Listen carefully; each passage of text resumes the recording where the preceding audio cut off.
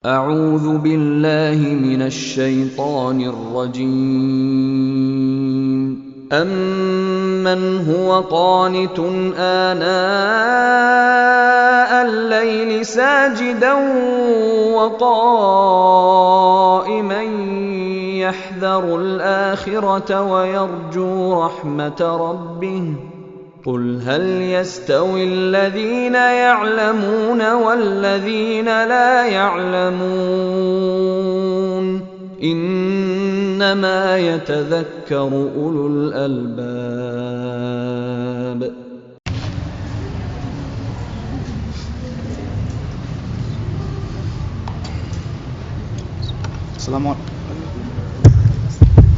Assalamualaikum warahmatullahi wabarakatuh. Innal hamdalillah nahmaduhu wa nasta'inuhu wa nastaghfiruh wa na'udzu billahi min shururi anfusina wa min sayyiati a'malina may yahdihillahu fala mudilla lahu wa may yudlil fala hadiya lahu. Asyhadu an la ilaha illallah wahdahu la syarika lahu wa asyhadu anna Muhammadan abduhu wa rasuluh. Alhamdulillah alamin. Pada kesempatan hari ini kita masih diberi kesempatan oleh Allah Subhanahu wa taala untuk menghadiri majelis ilmu ini ya. Majelis yang mana disebutkan dalam sebuah hadis ya, kalau biasa riwayat Muslim, yang mana riwayatnya berbunyi majtama'a qaumun fi baitin min buyutillah. Tidaklah sekelompok kaum berkumpul di rumah, di salah satu rumah Allah. Maksudnya rumah Allah apa? Masjid, ya kan? Maksudnya rumah Allah adalah masjid. Yatluna kitab Allah wa yatadarasunahu bainahum. Yang mana apa yang mereka lakukan di situ, yaitu mereka membaca Al-Qur'an, membaca kitab Allah. Tentunya membaca di sini maknanya luas ya, tidak hanya membaca kan, tapi juga ya dilanjutkan oleh lafaz selanjutnya, yaitu yatadarasunahu, saling mempelajari, saling belajar. Artinya mereka saling mengajarkan apa yang mereka bisa, mereka ajarkan pada temannya, apa yang mereka tidak bisa, mereka pelajari dari temannya. Illa nazalat alaihimus sakinah. Maka janji Allah adalah bagi orang-orang yang berkumpul di masjid dan kemudian dia mempelajari kitab Allah, itu adalah nazalat alaihimus sakinah, yaitu turun padanya ketenangan.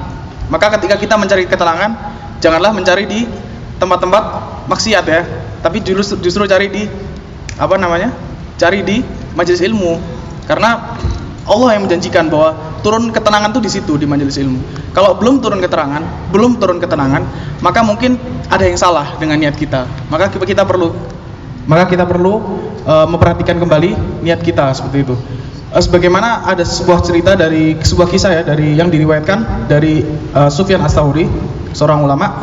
Beliau ketika kecil itu mempelajari hadis, mempelajari ilmu Islam. Kemudian karena beliau waktu itu belum baligh ya, otomatis beliau masih ditanggung oleh orang tuanya. Apa yang orang tuanya katakan? Ketika kamu keluar ke majelis, ketika kamu mendengar hadis, akan tapi dalam satu hari itu kamu mendengar hadis, akan tapi tidak bertambah sesuatu dari dirimu, maksudnya tidak bertambah keimanan atau tidak bertambah ketaatan, maka saya tidak akan membayarimu lagi. Maksudnya sudah, kamu tidak usah menuntut ilmu, karena ilmu itu sia-sia begitu, seperti itu. Nah, makanya ketika ilmu itu benar-benar kita niatkan untuk Allah ya, untuk mempelajari agama ini, untuk menghilangkan kebodohan yang pertama dari diri kita sendiri, maka insya Allah ilmu ini akan berbarokah. Dan sebagaimana yang saya melanjutkan hadis yang tadi, Allah akan menurunkan ketenangan yang pertama. Kemudian yang kedua, illa nazalat alaihimus sakinah wa ghasyiyatuhumur rahmah. Dan rahmat Allah itu akan melingkupi orang-orang ini, orang-orang yang mempelajari agama ini ya. Kemudian wa hafathumul malaikah ya. Malaikat itu turun untuk menaungi ya, istilahnya, menaungi orang-orang ini. Dan apa dampaknya kalau turun malaikat? Apa dampaknya kalau malaikat turun? Apa? Kira-kira apa? Malaikat tuh makhluk yang paling dekat dengan Allah, benar nggak? Benar kan? Otomatis ketika malaikat berdoa atau mendoakan orang-orang yang menuntut ilmu, apa yang kira-kira ditolak nggak bakalan doanya? Tidak mungkin ditolak ya, karena ini berdoa dari yang paling dekat dengan makhluk yang paling dekat dengan Allah. Maka ketika malaikat turun, maka disitulah peluang kita untuk berdoa sebanyak-banyaknya. Itu salah satunya faedah yang disebutkan oleh ulama. Wa dzakarahumullahu fiman indah. Jadi Allah juga akan menyebut orang-orang yang menuntut ilmu ini di sisinya, ya. Bayangin ya, kita disebut-sebut gitu ya. Kita aja disebut presiden, bayangin ya. Kita disebut presiden, bagaimana senangnya. Ketika kita disebut rektor misalnya, oh di saat lulus gitu ya, misalnya lulus kemudian disebut oleh rektor gitu nama kita. Itu ada satu kebanggaan. Karena kita ketika itu dilihat oleh orang-orang tua atau orang-orang yang lain. Apalagi ketika kita disebut Allah gitu ya. Bayangin nama kita disebut Allah ya. Seorang sahabat ketika itu sahabat Rasulullah Ubay bin Ka'ab ya. Ketika itu diajarkan oleh Rasulullah sebuah ayat. Maka kemudian Rasulullah ini mengatakan, Allah yang menyuruh saya untuk mengajarkannya padamu, kayak gitu. Apa yang dikatakan? Benarkah Allah yang menyebut nama saya gitu ya? Ketika itu sahabat itu bertanya seperti itu, dan kemudian dia menangis. Saking apa ya? Itu sangat besar ya. Itu tidak mudah gitu ya. Kita itu disebut oleh Zat yang menciptakan kita gitu. Itu luar biasa. Nah, dan penuntut ilmu akan disebut namanya. Nama-nama kita ini Zaki, Rifki ini ya. Insya Allah ketika kita benar-benar ikhlas menuntut ilmu ini, kita akan disebut nama-nama kita gitu ya, di sisi Allah. Amin ya. Selanjutnya itulah makanya marilah kita yang pertama kita harus mengulang-ulang nasihat ini, yaitu kita meluruskan niat. Tidak hanya antum semua yang belajar, tapi juga saya. Ini nasihat untuk saya sendiri yang utama, itu kita meluruskan niat bahwa kita ini belajar nih bukan untuk apa. Yang pertama adalah untuk menghilangkan kebodohan dari diri kita sendiri, ya, menghilangkan kebodohan. Kemudian jika kita memang sudah hilang kebodohan kayak gitu ya, barulah kita berusaha menghilangkan kebodohan orang lain, seperti itu. Itu salah satu tanda ikhlasnya belajar yang disebutkan oleh Imam Ahmad. Nah, sekarang sebelum kita mulai masuki ini ya, tadi intermezzo aja ya. Sekarang kita akan memasuki kembali pembahasan mustalah hadis. Nah, kemarin sudah ada materi awal sampai ke bait kedua. Nah, sebelum melanjutkan, saya ingin murojaah. Nomor 1, sebutkan 2 nama yang diperselisihkan oleh ulama menjadi nama baikunia. Yang kedua, sebutkan makna dari salawat Allah pada Nabi. Jadi yang pertama, nama baikuni ya, ada 2 kan? Apa aja? 1 Toha, yang kedua Umar ya. Yang pertama Umar, yang kedua Toha. Kemudian yang kedua makna salawat Allah pada nabinya apa? Pujian ya, pujian Allah maksudnya ya, di kalangan penduduk langit. Selanjutnya kita akan melanjutkan ke hadis selanjutnya. Untuk sebelumnya saya ingin ini ya, kita agak mengulang dikit. Jadi cara membaca ini membaca matannya, manzumahnya, yang ikhwan aja ya. Silakan mengikuti ya, ketika saya membaca diikuti gitu ya. Supaya apa? Biasanya kalau sudah pernah dibaca agak lebih mudah menghafalkannya ya. Karena kan targetnya salah satunya ini menghafalkan manzumah ini. Ya. Dimulai. Abda'u bilhamdi musalliyan ala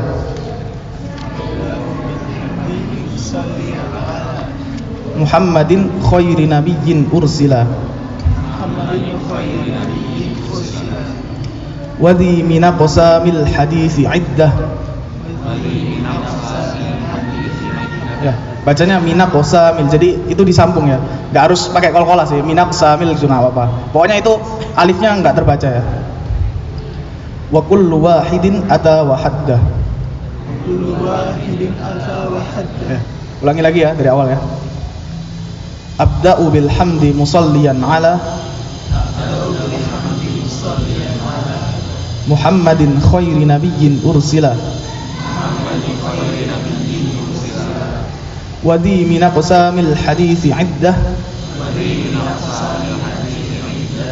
wa kullu wahidin ata wa haddah. Nah, sekarang lanjut ya. Coba peserta dulu, silakan membaca dari awal. Ayo. Ulang yang serentak. 1, 2, 3.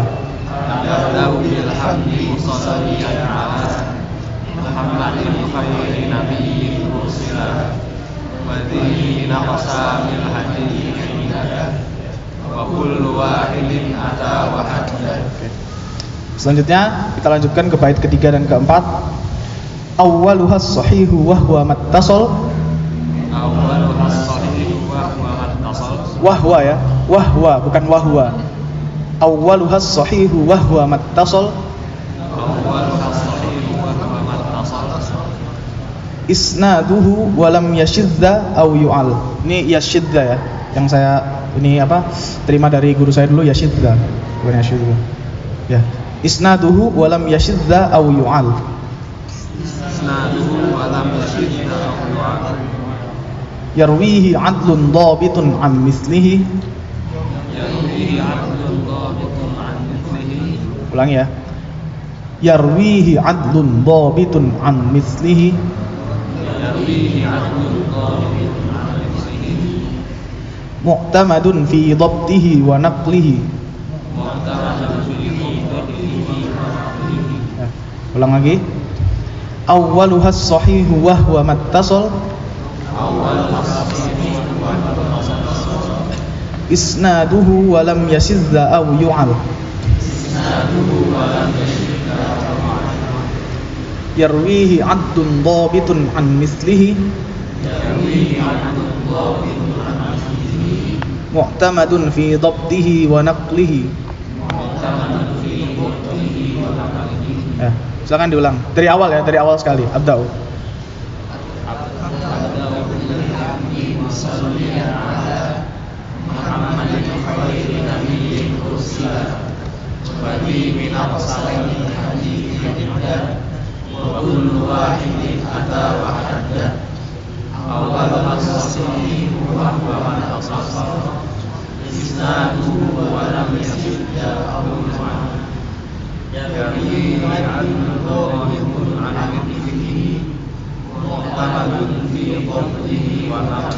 Oke. Nah, maka kita coba jelaskan arti perkata dulu ya. Awwaluha, yaitu yang awal. Ha ini refer ke mana? Awalnya ya. Ini kalau diartikan bahasa Indonesia, yang pertama darinya, nyanya kembali ke ha? Apa ini? Kembali ke mana? Kembali ke hadis ya? Atau ke iddah ya, ke iddahnya. Jadi kembali ke ini, ke iddah ini kan maksudnya jenis-jenis dari hadis kan, jenis-jenis pembagian hadis-hadis nih, istilah-istilah hadis ini. Nah itu kembali ke situ. Awwaluha, awwaluha. Nah itu kembali ke iddah tadi. Awwaluha, yang awal dari pembagian ini adalah as-sahih, hadis sahih maksudnya. Awwaluha as-sahihu. Wahwa, ini bisa ngikutin ya. Kalau terlalu cepat langsung interupsi aja ya, nggak apa-apa ya. Awwaluha, yang pertama adalah sahih. Wahwa, yaitu dia, maksudnya hadis sahih itu adalah definisinya. Ini akan disebutkan oleh Baikuni sebentar lagi. Wahwa mattasol, apa-apa yang bersambung. Apa-apa yang bersambung. Apanya yang bersambung? Isnaduhu. Jadi mattasol isnaduhu. Yang syarat hadis pertama, hadis definisi hadis sahih pertama itu adalah ma ittasola isnaduhu atau mattasol isnaduhu, yaitu yang sanadnya bersambung. Silakan ditulis dulu ya, sanadnya bersambung. Isnad itu jamak dari sanad ya, isnad. Kemudian sudah ditulis ya. Walam yashidda, dan dia hadis itu tidak syadz. Tidak syadz. Syadz apa syadz? Nah, itu akan nanti dijelaskan definisinya. Pokoknya tidak syadz gitu aja. Kita tetapkan, kita jangan merubah definisi bahasa Arab ke bahasa Indonesia ya, karena nanti bingung. Kita sebut aja definisinya itu syadz. Walam yashidda maksudnya tidak syadz. Nanti syadz itu apa akan dijelaskan. Au yu'al, yaitu atau tidak mengandung illat.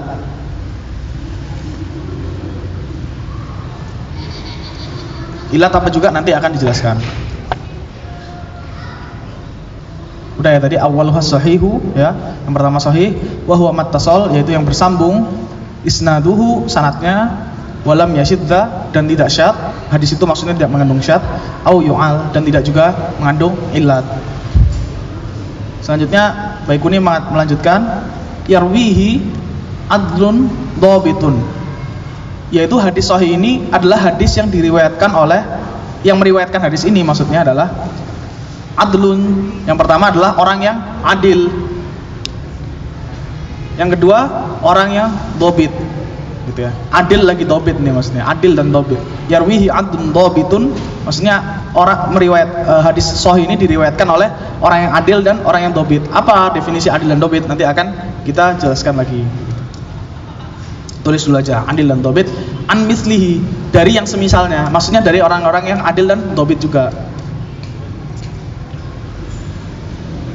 Kemudian mu'tamadun, ya, mu'tamad ini maksudnya dapat dipercaya lah kira-kiranya, dapat dipercaya atau dapat dipertanggungjawabkan. Apanya yang dapat dipertanggungjawabkan? Yaitu fi dhabtihi wa naqlihi, dalam dhabtnya dan nakalnya. Nah nanti nakal ini diartikan aja kitab, dalam hafalan dhab itu hafalannya dan kitabnya. Ya, jadi tadi ya yarwihi adlun dhabitun an mislihi, maksudnya hadis sahih ini diriwayatkan oleh orang yang adil dan orang yang dhabit dari orang yang semisalnya. Dari orang yang semisalnya, mu'tamadun fi dhabtihi wa naqlihi, yang mana orang ini mu'tamad atau dia itu dapat dipercaya fi dhabtihi dalam hafalannya, wa naqlihi maupun dalam nakalnya atau dalam kitabnya. Nanti akan dijelaskan kenapa penulis atau nazim Baikuni ini mengatakan seperti itu ya. Nah, untuk terjemahan ininya udah ya, terjemahan baitnya ya, udah ya. Nah, sekarang kita masuk ke pembahasan mengenai hadis sahih ya. Kenapa memulainya hadis sahih? Karena apa? Kenapa? Bersambung apa? Ulangi. Gak apa. Gak usah takut salah. Bersambung. Saatnya bersambung. Oke, ada yang lain? Gak ada? Kenapa? Ada lagi? Oh ya. Jadi benar ya tadi, maksudnya kenapa kok hadis sahih yang pertama dibahas? Karena hadis ini memiliki derajat paling tinggi dalam hadis. Ya kan? Sahih itu kan berarti yang paling tinggi, paling yang dia bisa kita ambil ya, kita bisa kita terima hadis ini.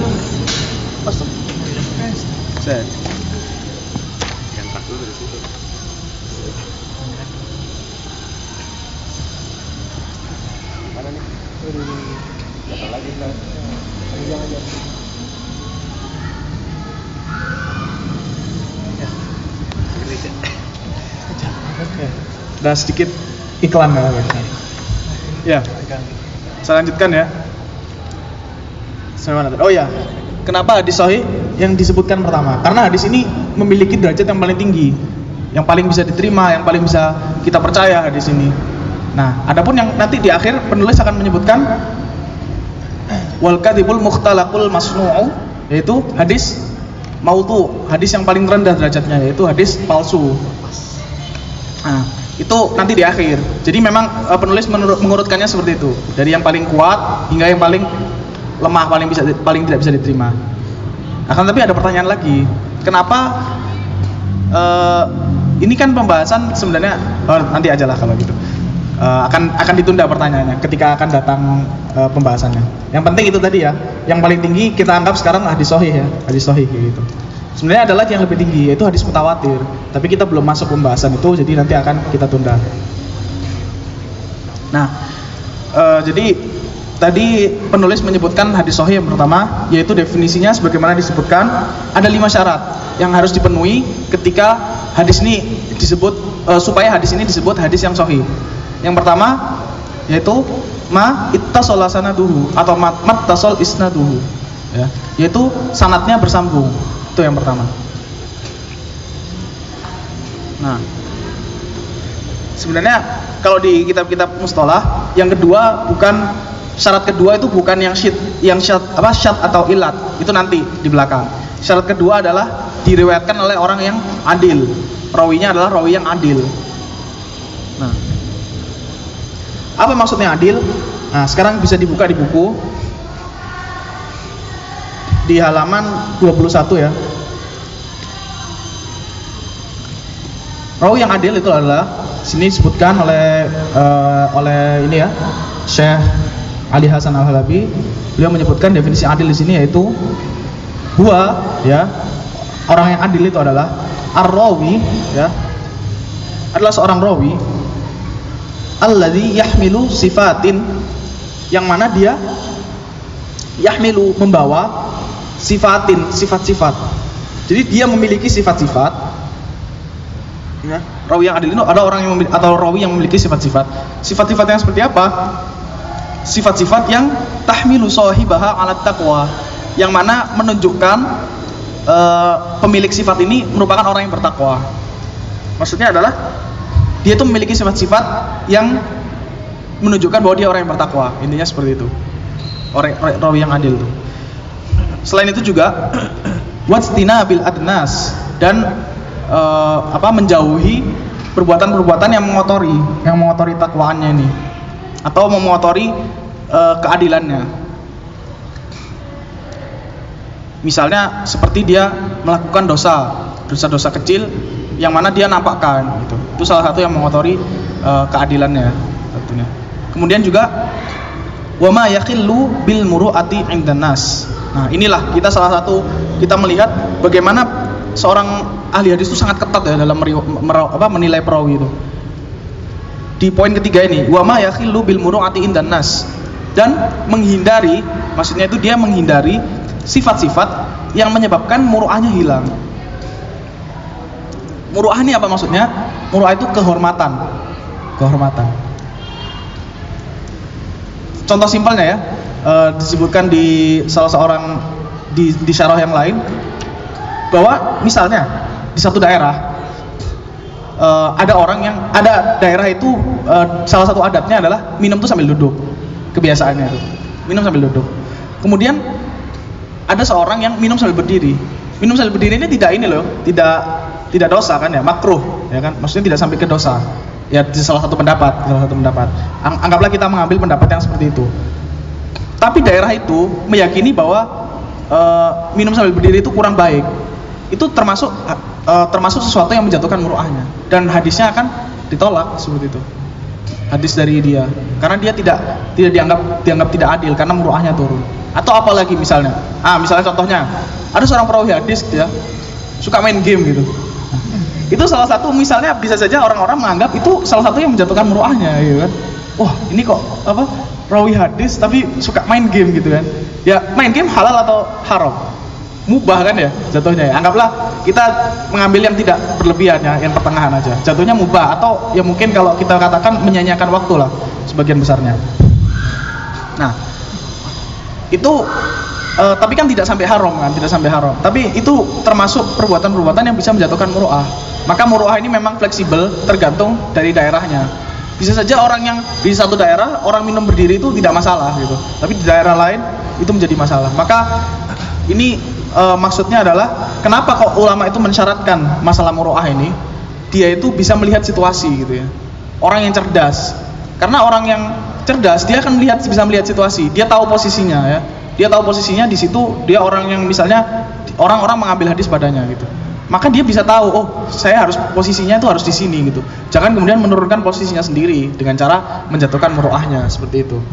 Itu salah satu hikmahnya kenapa kok dipersyaratkan dalam adil ini ya, dalam keadilan seorang perawi itu menjaga muru'ah itu. Tadi hikmahnya. Nah itu tadi ya adil ya. Jadi adil apa aja tadi? Yang pertama? Ya, membawa sifat-sifat, dia memiliki sifat-sifat yang menunjukkan ketakwaan. Kemudian menjauhi sesuatu yang mengotori, yaitu dosa-dosa. Kemudian menghindari sifat-sifat yang menjatuhkan muru'ahnya atau kehormatannya gitu. Nah, termasuk menghindari dosa-dosa ini ada dua ya. Yang pertama menghindari dosa besar, yang kedua menghindari dosa kecil yang dilakukan terus-menerus. Itu bisa nanti ketika dikomentari itu bisa menjadi orang yang fasik ya, dua hal itu ya. Pertama dia melakukan perbuatan dosa besar, atau dia melakukan perbuatan dosa kecil yang mana dia lakukan terus-menerus seperti itu. Maka tidak adil ya, hilang sifat keadilannya. Itu dari syarat kedua dari hadis sahih. Syarat ketiga Yarwihi adlun, yang pertama adil sudah. Kemudian dobitun, yaitu hafal ya, orang yang hafalannya kuat maksudnya.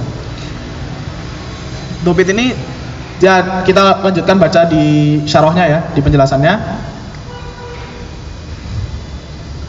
Ya, ad-dobtu di sini disebutkan halaman 21, tetap di bawahnya yang tadi. Ad-dobtu sudah nemu? Ya. Huwa quwwatul hafidhah, yaitu kuatnya hafalan. Kuatnya hafalan yang pertama. Kemudian wal wa'i ad-daqiq. Ya, dia itu apa ya? Wa'i itu seperti penguasaan ya, yang dalam gitu, terhadap makna sebuah hadis ini. Ini nanti berkaitan sama meriwayatkan hadis dengan makna. Karena sebagian ulama mengatakan meriwayatkan hadis dengan makna ini boleh. Misalnya antum mendapatkan hadis, mendapatkan satu hadis ini, sholat di masjid itu lebih baik dari dunia dan sholat fajar itu ya, sholat fajar, sholat sunnah fajar itu lebih baik dari dunia dan seisinya. Hadis seperti itu. Kemudian antum meriwayatkannya dengan makna, maksudnya sholat qobliyah misalnya, sholat qobliyah subuh itu jauh lebih baik dari segala dunia. Itu kan nggak sesuai ya teksnya ya. Kita bicara teksnya ya. Secara teksnya sesuai nggak? Enggak kan? Tapi maknanya sama nggak? Maknanya sama. Nah itu apa namanya? Itu boleh seperti itu ya. Akan tapi perlu diperhatikan siapa yang menyampaikan. Kalau makanya di sini dipersyaratkan dalam top ini dia juga memahami hadis ini gitu ya. Dia punya pemahaman yang dakik gitu ya, yang kuat gitu. Kemudian husnul idrak fi tasrifil umur ya. Dia memiliki pengetahuan juga yang baik ya, fi tasrifil umur. Tasrif apa tasrif? Perubahan ya, perubahan perkara-perkara ya. Maksudnya intinya ini mirip-mirip dengan yang sebelumnya ya. Yaitu dia itu paham gitu ya mengenai perkara-perkara yang ada di dalam hadis ini gitu. Dia paham.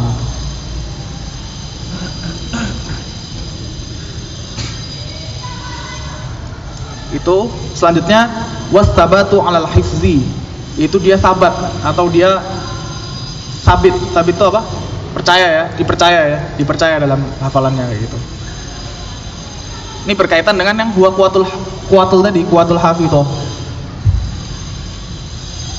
Berkaitan dengan itu, sabat ya dalam hafalannya. Nah, sekarang saya ada pertanyaan sedikit nih.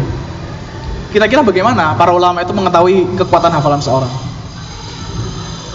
Gimana?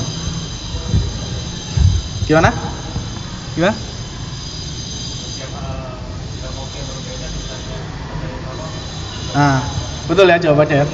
Salah satunya caranya seperti itu, dites ya. Salah satu cara untuk mengetahui kekuatan hafalan itu adalah dites. Ada kisah ya, alam saya belum tahu ini sahih atau tidak kisahnya, mengenai Abu Hurairah yang diuji oleh seorang sahabat, yang mana ketika itu sahabat Abu Hurairah disuruh menyebutkan 10 hadis. Dengan ya 10 hadis disebutkan. Kemudian ketika Abu Hurairah itu menyebutkan hadis tersebut, di balik tembok ditulis hadis ini. Tulis. Kemudian setelah sekian berapa tahun disuruh lagi menyebutkan 10 hadis itu. Terus dibandingkan gitu maksudnya ya. Dan ternyata Abu Hurairah ketika itu persis ya, titik komanya itu sama, tidak ada berubah sama sekali. Berarti memang beliau punya hafalannya sangat kuat gitu. Itu cara pertama ya, diuji. Ini ketika seorang ahli hadis atau perawi itu diuji hafalannya. Atau dia bisa juga dibandingkan. Misalnya dia meriwayatkan seperti ini, kemudian dibandingkan dengan orang lain, riwayatnya bagaimana sih gitu. Ketika orang lain tuh sama juga dengan dia gitu ya. Itu berarti dia kuat hafalannya kayak gitu. Itu akan panjang pembahasannya nanti di masalah ilat ya, masalah ilat dan syadz. Nah, lanjut aja tadi ya. Wasiyanatu ya, penjagaan. Wasiyanatu makataba, yaitu dia menjaga apa yang dia tulis. Ya. Mundu ya, sejak at-tahammul, sejak dia menerima hadis. At-tahammul wasima ya, sejak dia menerima dan mendengar hadis. Ila hinit tabligh wal ada, hingga ketika dia menyampaikan dan meriwayatkan hadis kayak gitu. Paham maksudnya ya? Jadi dia juga menjaga kitabnya, menjaga apa yang dia tulis. Ini nanti akan berkaitan dengan hafalan yang berdasarkan kitab. Jadi salah satu syarat disebut dhabtu adalah dia mampu menjaga apa yang dia tulis sejak dia menerima hadis itu hingga dia menyampaikannya. Kayak gitu. Jadi kalau kita sederhanakan ya dari pembahasan ini, dhabtu intinya adalah kuatnya hafalan ya. Kuatnya hafalan yang mana hafalan itu bisa dipercaya. Kekuatan hafalan itu bisa dipercaya sama orang lain kayak gitu. Sekaligus dia juga mampu memahami apa yang ada di hadis itu. Oh, di sini disebutkan oleh penulis seperti itu ya.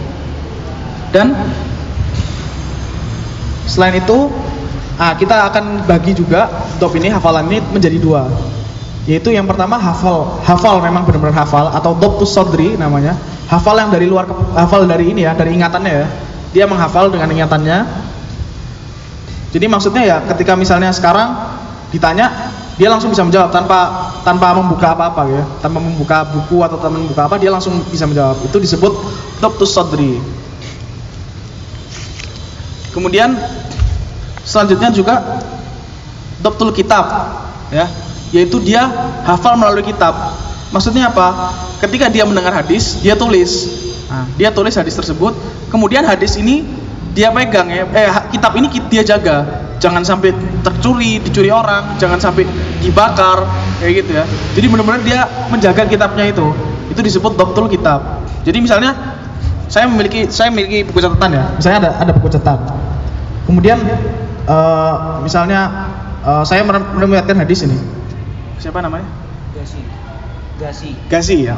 Mas Gasi misalnya menuliskan hadis itu 10 tahun lagi Mas Gasi masih menyimpan buku itu dan masih bisa membuka kembali, masih terbaca lah tulisannya kira-kira kayak gitu. Itu disebut dhabtul kitab dan itu juga diterima oleh para ulama. Nah makanya seperti ada kasus perawi bernama Ibnu Abi Lahiyah kalau nggak salah. Ini salah satu perawi yang terkenal karena ininya mukhtalit ya. Beliau ini mukhtalit atau orang yang hafalannya berubah kayak gitu ya. Dulu dia sebelum ketika itu beliau masih dianggap sebelumnya ya, misalnya waktu masih muda, beliau dianggap orang yang hafalannya kuat. Beliau diterima riwayatnya. Setelah itu terjadi sesuatu. Kalau tidak salah entah bukunya terbakar atau bukunya dicuri orang. Maka sejak itu beliau berubah ya hafalannya ya. Maksudnya jadi turun gitu statusnya. Nah itu mungkin terjadi dalam seorang rawi ya. Misalnya dulu dia orang yang hafalannya kuat, kemudian ketika tua lupa. Maksudnya dia sudah mulai turun hafalannya, sudah mulai lupa-lupa. Nah itu maka dia berubah status maksudnya berubah statusnya dia. Tidak bisa dipukul rata ya. Kemudian misalnya rawi ini, sahih dia hafalannya kuat. Nggak bisa, harus dilihat kapan dia menyampaikan hadis. Misalnya dia menyampaikan hadisnya ketika dia masih muda, otomatis diterima karena dia hafalannya masih kuat. Ketika dia menyampaikan hadis ketika tua, ketika dia sudah mulai pikun ya, lupa-lupa, maka riwayatnya ditolak atau dibandingkan dengan yang lain kayak itu. Dan itulah salah satu susahnya ilmu hadis ya. Salah satu susahnya karena bagaimana kita bisa tahu dia itu meriwayatkannya sebelum dia lupa gitu kan. Bagaimana tahunya? Wah, itu perlu salah satu penelaan yang sangat dalam ya, sangat susah itu. Itu salah satu kesulitannya di ilmu hadis. Nah, ala kulli hal, tapi yang kita ingin sampaikan adalah intinya orang yang dhabtu, orang yang hafal, dia entah hafalan sodr ya, hafalannya dari dia ingatannya kuat atau dia kitabnya dapat menjaga. Kalau berubah, otomatis statusnya juga berubah. Entah dia pikun misalnya, atau dia kitabnya dicuri orang, maka dia statusnya akan berubah seorang perawi itu. Itu tadi sudah syarat ke berapa dari hadis sahih? Syarat ke-3. Syarat ke-3. Sekarang masuk ke syarat ke-4, yaitu walam yasidda atau tidak syadz ya, tidak syadz. Asyudzud di sini disebutkan di halaman 21 lagi di atas ya, agak di atas. Asyudzud yaitu huwa ya riwayatur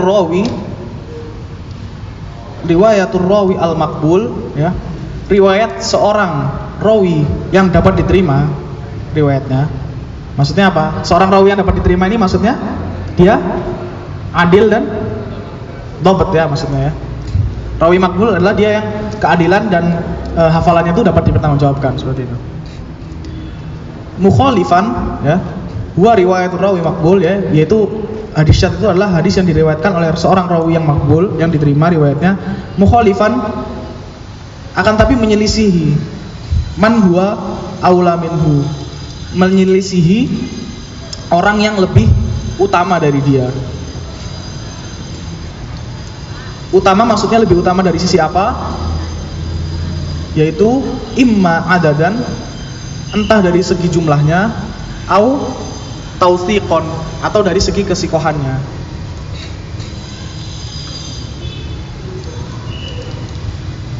Ya. Jadi ketika seorang rawi yang ini ya, rawi yang makbul ya, maksudnya ya rawi yang punya hafalan yang kuat, kemudian dia juga adil, meriwayatkan sebuah hadis, akan tapi ternyata hadis ini menyelisihi rawi lain yang mana lebih kuat, yang lebih utama dari dia. Lebih utama itu bisa dari segi jumlahnya. Misalnya dia meriwayatkan hadis A, kemudian ternyata ada 10 rawi lain yang sama-sama kuat juga meriwayatkan hadis dengan lafadz B. Otomatis ini menyelisihi kan? Ya, hadis A ini menyelisih hadis B gitu. Ini dengan teks yang sama ya, akan tapi mungkin lafadznya berbeda atau bagaimana. Nah, atau dia menyelisihi rawi lain yang mana lebih kuat hafalannya. Hafalan orang kan bertingkat-tingkat ya. Ada seorang rawi yang thiqah, kemudian dia meriwayatkan hadis dengan lafadz A. Hadisnya satu, lafadznya A. Kemudian ada rawi lain yang lebih thiqah dari dia, lebih kuat dari dia, hafalannya lebih kuat dari dia, meriwayatkan hadis dengan hadis B. Maka hadis A ini disebut hadis syadz. Paham enggak? Ya, intinya tuh dia itu sebenarnya orang yang jujur, orang yang bisa diterima hadisnya. Akan tapi mungkin di beberapa hadis atau di satu atau dua hadis dia meriwayatkan sesuatu yang berbeda dengan kebanyakan orang, atau berbeda dengan orang yang lebih kuat dari dia, hafalannya lebih kuat dari dia. Itu termasuk hadis syadz, dan ketika ada syadz dalam hadis itu, maka riwayatnya tidak akan diterima. Maka hadis itu tertolak dari dia. Yang diterima adalah riwayat orang yang lain yang lebih kuat dari dia. Nanti akan ada contohnya dalam pembahasan syadz. Nah, kenapa kok ulama memasukkan pembahasan syadz ini? Kira-kira kenapa? Ada kejadian. Oke, ada yang lain? Ada yang lain nggak? Punya bayangan nggak? Kenapa kok ulama ini mensyaratkan tidak adanya syadz dalam sebuah hadis, tidak adanya penyelisihan? Kenapa? Mudahnya ya, karena manusia tempatnya salah dan manusia tempat salah dan lupa. Bahkan orang yang thiqah pun ya, itu masih bisa aja melakukan kesalahan. Inilah makanya salah satu kehati-hatian juga para ulama hadis, bahwa meskipun orang itu sudah dianggap thiqah, sudah dianggap orang yang sangat terpercaya, orang yang sangat kuat hafalannya, tetap saja kadang-kadang dia bisa saja melakukan kesalahan. Maka kesalahan inilah yang berusaha dihindari juga dalam sebuah hadis. Nanti akan datang contohnya ya, contoh mengenai hadis syadz ini.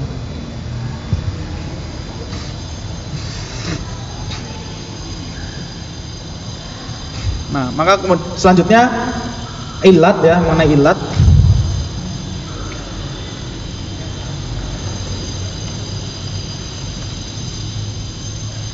Ilat adalah cacat ya, cacat. Secara bahasa ilat itu artinya sakit, cacat atau sakit, penyakit ya. Nah, ilat ini adalah maksudnya penyakit dalam hadis yang mana tersembunyi sifatnya. Penyakit dalam hadis yang tersembunyi sehingga menyebabkan hadis itu tidak diterima. Bagaimana contoh penyakitnya itu? Penyakit dalam hadis itu. Contohnya, misalnya ada jalur riwayat nih ya, A dari B dari C. Setelah dilihat, oh bersambung ini sanadnya, sepertinya bersambung secara zahirnya. Ternyata setelah ditelisik lebih jauh, ternyata sedetik lebih jauh. Ternyata B ini tidak langsung mendengar dari C, tapi B ini mendengar dulu dari D, baru dari C. Kebayang nggak? Kebayang ya? Jadi B ini ternyata setelah dilihat, setelah dikumpulkan semua riwayat, ternyata riwayat yang lain menunjukkan bahwa B ini tidak mendengar dari C, tapi mendengar dulu dari D, baru kemudian dari C. Artinya yang B ke C ini tidak langsung kan sebenarnya kan. Padahal di riwayat itu ditulisnya A dari B dari C. Harusnya kan kalau dari situ kan B dari C langsung menerima. Ternyata enggak, ada D, ada perantara. Dan perantara ini ternyata dhaif perantaranya. Nah, itu itu salah satu penyakit yang dalam hadis. Yang mana itu menyebabkan hadis itu tidak diterima. Dan ini termasuk salah satu ilmu yang paling rumit dalam hadis, ya, illat ini. Karena apa? Dia harus mengumpulkan seluruh riwayat yang ada, ya. Harus mengumpulkan seluruh riwayat yang ada, kemudian mengecek satu-satu. Nah, itu sulitnya ya. Dan memang sangat sedikit ulama yang ahli dalam bidang illat ini. Salah satunya Imam Bukhari, itu termasuk yang ahli dalam bidang illat ini. Sampai dikatakan oleh Imam Muslim bahwa Imam Bukhari inilah dokternya ahli hadis, ya. Dokter, karena dia mampu menyobati penyakit-penyakit hadis gitu. Maksudnya ya mampu melihat gitu, oh ini ada penyakit gitu. Ini illat, ada illat gitu. Kemudian ulama-ulama lain juga nanti akan disebutkan saat pembahasan mengenai illat. Karena nanti illatnya akan ada pembahasan khusus ya, Nah, secara mudahnya seperti itu illat dan syadz ini.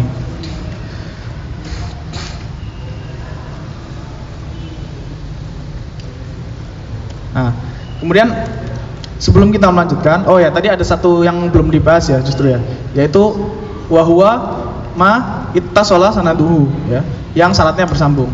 Apa sih maksudnya syaratnya bersambung? Ini kelewatan ya tadi. Jadi syarat yang bersambung adalah seorang perawi, ya, mengambil hadis atau menerima hadis, meriwayatkan hadis dari orang yang di atas secara riwayat ya, bukan secara umur, dengan cara-cara penerimaan hadis yang diakui. Nah, misalnya orang yang di atas ini biasanya seorang guru, ya, gurunya seorang perawi ini. Ada seorang perawi A ini misalnya, seorang perawi A, kemudian dia memiliki seorang guru B, ya. Perawi A ini ketika meriwayatkan dari guru B, dia mendengar secara langsung, ya, mendengar secara langsung, maka sanadnya ini disebut bersambung. Sanad A dan B ini bersambung. Begitu juga dengan ketika misalnya B memiliki gurunya C. Nah, maka sanad B ke C ini ketika dia B ini mendengar langsung dari C, maka dia sanadnya juga bersambung, ya. Jadi ketika ada riwayat dari A, dari B, dari C, kemudian menyebutkan matan hadis, bersambung nggak sanadnya? Bersambung, ya, bersambung, kayak gitu. Nah, akan tapi tadi di dalam definisi, ya, seorang perawi hadis mengambil hadis dari orang yang di atasnya, ya, dengan cara penerimaan hadis yang diakui. Bagaimana sih cara-cara penerimaan hadis? Nah, inilah yang salah satu pembahasan di ketersambungan sanad itu, yaitu cara-cara penerimaan hadis. Ada beberapa cara. Untuk di sini saya sebutkan 3 saja. Yang pertama adalah simak atau mendengar secara langsung. Misal tadi si perawi A tadi, di contoh kita tadi, perawi A menerima hadis, mendengar hadis secara langsung. Jadi ketika majelis gitu misalnya gurunya membacakan hadis, dia mendengar secara langsung. Itu cara pertama untuk menerima hadis, yaitu dengan simak. Nah, lafaz simak ini biasanya sami'tu, ya, sami'tu aku mendengar, atau haddatsana telah menceritakan kepadaku, artinya. Biasanya 2 itu yang dipakai, sami'tu. Kalau sami'na hampir tidak pernah ya dipakai ya. Rata-rata sami'tu atau haddatsana. Itu yang pertama, cara pertama. Cara kedua adalah qiraah ala syekh. Jadi dibalik, kalau tadi gurunya yang menyampaikan, sekarang orang perawinya ini membacakan pada gurunya dan disetujui oleh gurunya. Kebayang ya? Misalnya dalam majelis ya, si A dan si B tadi. Si A ini membacakan, kalau yang tadi kan si B atau rawi B itu menyampaikan hadis kepada rawi A, ya kan? Kalau yang ini dibalik, rawi A membacakan hadis pada rawi B, kemudian dicocokkan dengan apa yang ada, dengan hafalannya kayak gitu. Jadi misalnya rawi A ini sudah pernah atau sudah punya buku gitu ya, sudah punya buku hasil tulisan dari rawi B gitu. Jadi rawi B menulis buku hadis, kemudian rawi A ini misalnya membeli buku itu, kemudian dia membacakan hadis itu pada gurunya. Yang membacakan di sini sampai habis, kemudian dengan sanadnya otomatis ya, dengan sanadnya tentunya. Nah, itu disebut qiraah ala syekh ya. Itu termasuk salah satu hadis yang cara mengambil hadis yang diterima. Membacakan kemudian tentunya gurunya menyetujui ya. Dan ini memang dalam majelis-majelis riwayat ya, maksudnya dalam halakoh-halakoh hadis gitu, itu memang dua cara ini dipakai ya. Terkadang yang membacakan adalah gurunya, terkadang yang membacakan adalah si muridnya gitu. Ya misalnya gurunya capek gitu bacakan. Udah kamu aja yang baca gitu. Ini hadisnya, ini bukunya misalnya. Dia hafal gurunya sudah hafal. Tapi dia punya catatan. Udah ini catatan saya, coba kamu baca gitu. Dia baca sampai akhir. Kemudian oke, sudah setuju gurunya, disetujui. Maka ketika si rawi A ini meriwayatkan hadis, dia punya lafadz khusus yaitu akhbarona. Bukan haddatsana, tapi akhbarona. Tahu bedanya ya? Kalau dia mengatakan dengan akhbarona fulan, artinya dia yang membacakan hadis itu kepada gurunya, bukan gurunya yang membacakan hadis kepada dia. Statusnya sama saja. Meskipun ada yang mengatakan katanya simak lebih tinggi statusnya, tapi itu sebenarnya sama saja. Nah, yang ketiga, tadi sudah dua ya. Yang pertama simak atau mendengar langsung, kemudian qiraah ala syekh. Yang ketiga adalah ijazah. Yaitu seorang guru memberikan ijazah atau izin pada murid ini untuk meriwayatkan hadis dari dia. Izin ini yang paling tinggi kedudukannya izin ketika mengucapkan secara langsung. Jadi saya misalnya ada si B ini mengatakan pada si A, saya telah mengizinkan kamu untuk meriwayatkan apa saja yang telah kamu dengar dari saya kayak gitu. Atau saya telah mengizinkan kamu untuk meriwayatkan hadis ini. Dia menyebutkan satu hadis, kemudian si guru mengatakan, saya telah mengizinkan kamu meriwayatkan hadis ini. Itu termasuk ijazah, dan itu juga diterima. Lafadznya ajazani atau nawalani. Biasanya ajazani yang paling dipakai. Ajazani asy-syekh fulan misalnya. Maka maksudnya adalah telah mengijazahkan padaku, telah mengizinkan guruku ini untuk saya meriwayatkan hadis ini. Jadi ketika dia memakai salah satu, ini sebenarnya banyak ya, cuma yang kita sebutkan 3 saja. Salah satu dari 3 lafadz ini, maka dia hadisnya dia dikatakan hadis itu bersambung kayak gitu ya. Ketika dia ada seorang rawi mengatakan haddatsana fulan, maka itu selama rawi ini bukan orang yang berbohong ya, bukan orang yang suka berbohong, dia orang yang jujur. Ketika dia mengatakan haddatsana fulan, atau artinya dia benar-benar pernah mendengar dari seorang guru, dari gurunya itu yang disebutkan dari fulan itu. Misalnya si A mengatakan haddatsana B gitu kan. Kemudian B mengatakan haddatsana C. Itu artinya sanadnya tersebut bersambung ya kan. Karena dia telah meriwayatkan hadis dengan cara-cara penerimaan hadis yang diakui kayak gitu. Nah, salah satu cara untuk mengetahui ketersambungan hadis yang salah satunya juga ketersambungan sanad maksudnya, yaitu dengan melihat melihat sejarahnya atau sejarah dari perawinya. Misalnya seorang perawi A nih misalnya, A meninggal tahun 100 Hijriah, B meninggal tahun 300 Hijriah. Kira-kira mungkin nggak bersambung? Secara natural nggak mungkin gitu ya. Karena berapa tahun usianya B gitu? Apakah usianya B 300 tahun gitu? Enggak ya. Rata-rata usia manusia kan ya antara paling banyak 100 lah, 100 berapa gitu kan. Tapi ya umumnya 70, 80 paling. Maka bisa dilihat dari ininya juga, dari dari tarikhnya juga bisa dilihat. Oke. Jadi sudah ada 5 tadi ya. Sudah ada 5 apa aja syaratnya? Pertama, syaratnya bersambung. Bagaimana tadi? Syarat bersambung itu maksudnya apa? Salah satu. Ngacungkan tangan. Ayo, gak ada yang berani nih. Ya, terus. Seorang perawi mengambil hadis dari perawi yang di atasnya dengan cara-cara yang diakui. Cara-cara yang diakui apa aja tadi? Yang ketiga, yang pertama secara simak atau langsung. Yang kedua secara qiraah. Yang Jasa, oke. Terus selanjutnya syarat kedua Diriwayatkan oleh rawi yang adil. Apa simpelnya adil itu apa? Tadi? Ya, sifat-sifat takwa. Kemudian menjauhi dosa ya, menjauhi dosa-dosa, dosa besar maupun dosa kecil yang diulang-ulang. Kemudian ya, menghindari sesuatu yang menjatuhkan kehormatannya. Selanjutnya yang ketiga, hafalan apa? Dobtu ya, dobit atau hafal ya. Orang yang hafalannya kuat. Hafalan kuat dibagi jadi berapa tadi? Hafalan tadi terbagi menjadi berapa? Jadi dua ya. Yang pertama apa?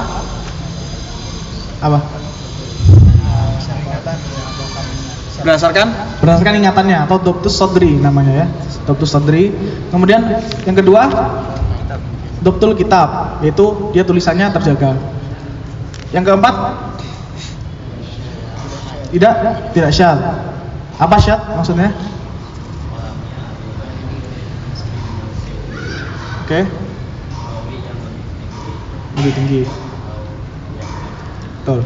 Jadi seorang rawi ya, riwayat dari seorang rawi yang makbul yang dapat diterima, akan tetapi dia menyelisihi riwayat lain yang lebih kuat dari dia, entah dari jumlahnya maupun dari kesikohannya. Nah, selanjutnya adil. Itu tadi adil sudah. Ya sekarang selanjutnya apa? Syarat kelima. Tidak ada ilat. Ilat apa definisinya? Penyakit ya, penyakit dalam hadis. Selanjutnya kita akan lanjut ke contoh ya. Contohnya. Nah, ini saya di modul ya sebenarnya ya. Di modul. Di sini juga ada contohnya ya. Di sini juga ada contohnya. Ini di halaman 20. Ya. Haddatsana Abdullah bin Yusuf ya. Apa haddatsana tadi? Telah menceritakan. Artinya dia Imam Bukhari ini mendengar secara langsung atau tidak? Secara langsung, oke. Ya. Qala ini berkata kan? Siapa yang berkata maksudnya? Ya. Sebutkan namanya aja. Abdullah bin Yusuf ya. Haddatsana Abdullah bin Yusuf. Qala maksudnya berkata Abdullah bin Yusuf. Akhbarona Malik. Nah, telah menceritakan padaku Malik, Imam Malik maksudnya ya. Malik ini Imam Malik maksudnya. An Ibni Syihab. Dari Ibnu Syihab. Nah, an ini kita tadi tidak kita sebut, nanti akan dijelaskan karena an ini ada pembahasan khusus. Tadi kan yang kita sebut haddatsana, akhbarona ya kan. Kemudian an Ibni Syihab maksudnya siapa? Ibnu Syihab Az-Zuhri ya, kemarin sudah disebut ya. Ibnu Syihab Az-Zuhri.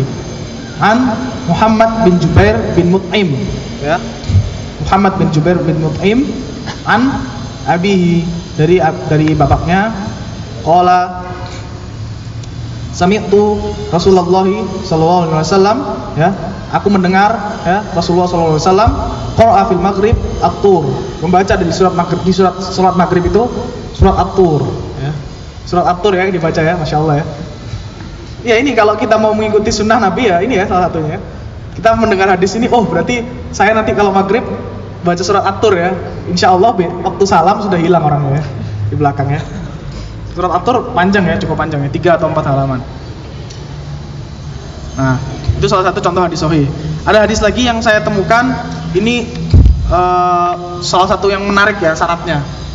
Silakan didengar ya sanadnya ya. Ini diriwayatkan oleh Imam Ahmad. Jadi qala ya berkata Imam Ahmad bin Hanbal, Imam Mazhab, berkata Imam Ahmad, haddatsana Muhammad bin Idris Asy-Syafi'i. Siapa? Imam Asy-Syafi'i ya. Akhbarona Malik. Siapa? Imam Malik. An Nafi' ya. Nafi' an Ibni Umar ya, dari Ibnu Umar. Dan seterusnya anna Rasulullah sallallahu alaihi wasallam semuanya Rasulullah sallallahu alaihi wasallam berkata, la bai'a ba'dukum ala bai'i ba'din. Nah, ini panjang hadisnya mengenai apa namanya? Mengenai jual beli. Nah, intinya diriwayatkan oleh Imam Ahmad di sini. Dan ini salah satu sanad yang menarik karena apa? 3 imam 3 imam mazhab berkumpul dalam satu sanad ya. Ini salah satu riwayat yang sangat langka gitu ya, sangat jarang gitu ya ditemukannya. Jadi Imam Ahmad meriwayatkan dari Imam Asy-Syafi'i yang mana guru beliau meriwayatkan dari Imam Malik. Dan lagi ini teruskan ya, kalau kita Imam Malik dari Nafi dari Ibnu Umar, ini disebut oleh ulama silsilatu az-zahabiyah, yaitu sanad yang emas, rantai emas. Karena apa? Sangat kuatnya riwayat ini ya, sangat kuat sekali riwayat ini. Ini termasuk riwayat yang paling dari orang yang paling thikoh, dari orang yang paling thikoh lagi, dan dari orang yang sama-sama istilahnya tingkat kethikohannya itu sama-sama tinggi gitu. Ini disebut silsilah az-zahabiyah atau rantai emas. Jadi ini spesial ya, makanya saya masukkan di modul ini karena spesial. Meskipun artinya agak susah ya, karena ini bicara jual beli ya, ada nanti ada istilah najas, muzabanah, baiul habl bil habl lah, itu nantilah tanya ke pengajar fikihnya ya. Nah, selanjutnya sebagai contoh hadis lagi, udah habis ya. Contoh hadis sahih satu lagi mungkin yang kita sampaikan, hadis nomor 1 dari hadis riwayat Bukhari ya. Hadis riwayat Bukhari nomor 1, haddatsana Al-Humaidi qala haddatsana Sufyan qala haddatsana Yahya bin Sa'id Al-Ansari qala akhbarani Muhammad bin Ibrahim At-Taimi annahu sami'a Alqamah ya, dia mendengar Alqamah bin Waqqas Al-Laitsi berkata, sami'tu Umar bin Khattab radhiyallahu anhu 'alal minbar. Dan selanjutnya hadis innamal a'malu binniyat. Itulah hadis, salah satu hadis yang di sahih ya, hadis sahih yang dimasukkan Imam Bukhari itu meletakkan hadis ini di nomor 1 kayak gitu ya. Insyaallah untuk pembahasan hari ini cukup sekian ya. Tadi kita menambah dua bait lagi. Jadi pembahasan hadis sahih hari ini.